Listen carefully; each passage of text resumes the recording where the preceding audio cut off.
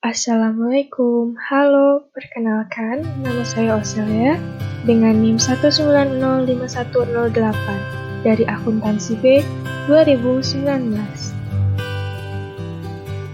Kali ini akan membahas mengenai sistem ekonomi Islam dan perbandingannya dengan sistem ekonomi lainnya.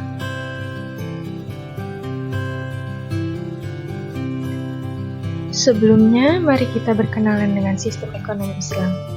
Apa itu sistem ekonomi Islam? Sistem ekonomi Islam merupakan sistem pemenuhan kebutuhan hidup manusia untuk mencapai kesejahteraan dan kemakmuran yang didasari pada ajaran-ajaran Islam dalam Al-Quran dan As-Sunnah yang dikembangkan oleh pemikiran manusia. Pilar-pilar ekonomi Islam itu ada dua. Yang pertama, distribusi harta. Distribusi harta juga terbagi menjadi dua, yaitu oleh individu dan oleh negara secara ekonomis dan non-ekonomis.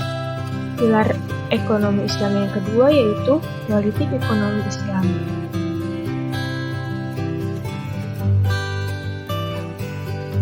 Selanjutnya, mari kita beralih kepada distribusi antar individu. Yang pertama adalah secara ekonomis. Distribusi antar individu secara ekonomis yaitu semua transaksi antar individu yang berkaitan dengan barang dan jasa yang dilakukan di pasar menggunakan mekanisme syariat Islam. Yang kedua yaitu secara non-ekonomis. Distribusi antar individu secara non-ekonomis yaitu terjadinya proses distribusi harta antara manusia yang muncul karena adanya dorongan untuk memperoleh pahala dari sisi Allah Subhanahu wa Ta'ala. Lalu, distribusi oleh negara. Distribusi oleh negara merupakan distribusi harta kekayaan oleh negara secara langsung, secara non-ekonomis, maupun tidak langsung secara ekonomi.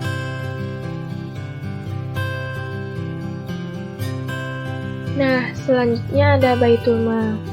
Sebelumnya kita bahas dulu nih, sumber utama kas Baitul Mal itu ada apa aja sih? 3 sumber utama kas Baitul Mal. Yang pertama yaitu sektor kepemilikan individu. Contohnya, sedekah, hibah, dan zakat. Yang kedua, sektor kepemilikan umum. Contohnya, minyak bumi, gas, batu bara, dan sebagainya. Yang ketiga, sektor kepemilikan negara, yaitu jizyah, kharja, fal, dan usyur. Ada beberapa kaidah dalam pembelanjaan Baitul Mal. Yang pertama, penerimaan dari zakat. Yang kedua, pos pembelanjaan wajib dan bersifat tetap, yaitu untuk keperluan jihad. Yang ketiga, pos pembelanjaan wajib dan bersifat tetap untuk memberikan gaji. Yang keempat, menggunakan sarana kemaslahatan rakyat yang bersifat wajib. Yang kelima, pos pembelanjaan wajib bersifat kondisional.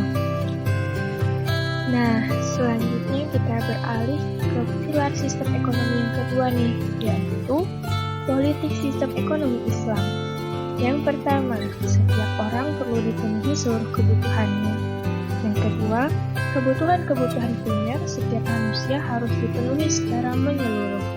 Yang ketiga, usaha mencari rezeki hukumnya mubah atau halal.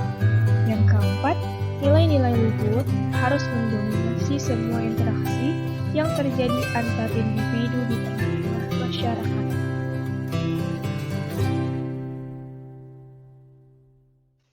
Wah, sudah hampir di penghujung materi nih. Yang terakhir itu ada perbedaan sistem ekonomi Islam dengan sistem ekonomi kapitalis dan sistem ekonomi sosialis. Terlebih dahulu kita membahas sistem ekonomi Islam ya.